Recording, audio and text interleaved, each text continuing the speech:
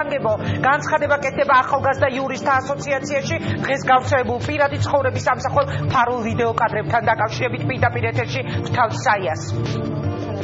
პირველ შევთანხმდით პირდაპირ ჩართულზე რომ არ დავაღალატოთ. მოგესალმებით. დიდი მადლობა რომ გამოხატეთ სწრაფად ინტერესი და მობრძანდით. ძალიან რთულია ასეთ ვითარებაში დარჩე სამართლებრივ ჩარჩოებში და სამართლებრივი კომენტარები გააკეთო იმაზე, რაც დღეს მოხდა.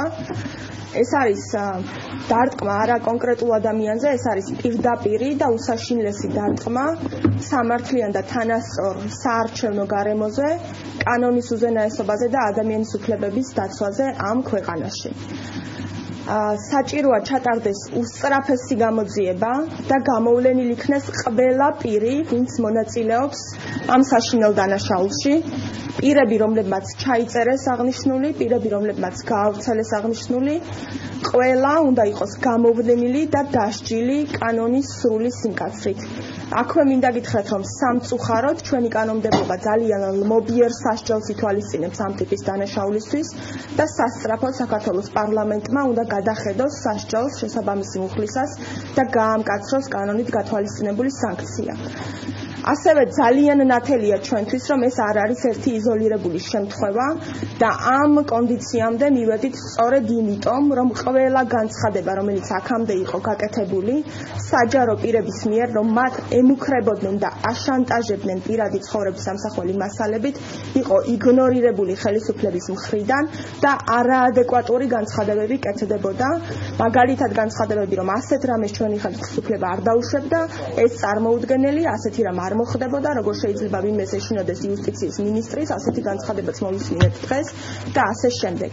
ყველა წინა ფაქტის დაუსჯელად დატოვებამ გამოიწვია ზუსტად დღევანდელი მოქმედება და ყველა საჯარო პირის მიმართ, იქნებიან ესენი პოლიტიკოსები, ჟურნალისტები თუ საზოგადოებრივად აქტიური ადამიანები, ეს არის გაფრთხილება და გზავნილი და განეიტრალების მცდელობა ამ ადამიანების.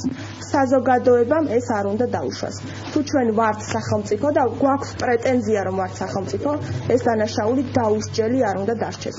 აქვე უნდა აღვნიშნო ისიც, რომ სისტემური დანაშაული, რომელიც ამ ხელისუფლებამ დატოვა პასუხგაუცემელი, არის ძალიან დიდწილად პასუხისმგებელი იმაზე, რაც დღეს მოხდა. კომენტარის გაკეთება კიდევ ერთხელ ვამბობ, არის ძალიან რთული ამ სიტუაციაში, მაგრამ ჩვენ ყველას უნდა გვესმოდეს, მათ შორის იმ ადამიანებს, რომლებიც აგრძელებენ ქილიკს გავრცელებულ ვიდეო მასალაზე, რომ წარმოუდგენელია ეს ქვეყანა ოდესმე ჩამოყალიბდეს ნორმალურ სივრცედ, თუ ჩვენ ვერ გავიაზრებთ, რომ სახელმწიფო ხელისუფლება, რომელიც ამ ტიპის დანაშაულს დატოვებს დაუსჯელს და თუ სახელმწიფო თავად არის მონაწილე ამ ტიპის მასალების ჩაწერის და გავრცელების, მაშინ ამ სახელმწიფოში ვერავინ ვერ იქნება დაცული, ძალიან მარტივი იქნება პოლიტიკოსებით თუ საჯარო პირებით მანიპულირება და ამით მინდა გითხრათ, რომ დაზარალდებიან არა მხოლოდ ეს კონკრეტული პირები, გაცილებით უფრო მეტად დავზარალდებით ჩვენ მოქალაქეები, იმიტომ რომ ამ ქვეყანაში არ იქნება შესაძლებლობა ადამიანებმა გააკრიტიკონ სამართლიანად ხელისუფლება, გაილაშქრონ უსამართლობის წინააღმდეგ და საბოლოოდ წაგებული დარჩება მოქალაქე.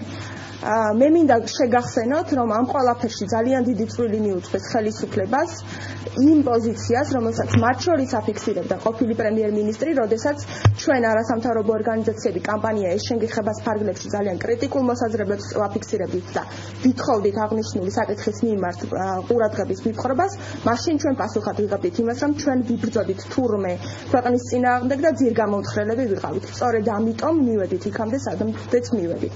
ეს თემა ვერ დაიხურება, მარტივად ეს ამბავი არ გადაივლის, ამიტომ ყველამ უნდა გააცნობიეროს, რომ დადგება პასუხისმგებლობა როგორც სამართლებრივი, ასევე პოლიტიკური.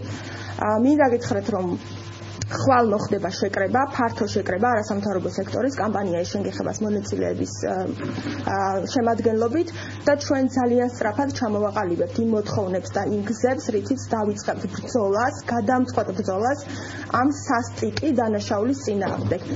ამ ტიპის მოქმედებების გაგრძელება ემუქრება არა კონკრეტულ ადამიანებს, ემუქრება ამ ქვეყანაში რაიმე ნორმალური განვითარების პერსპექტივას.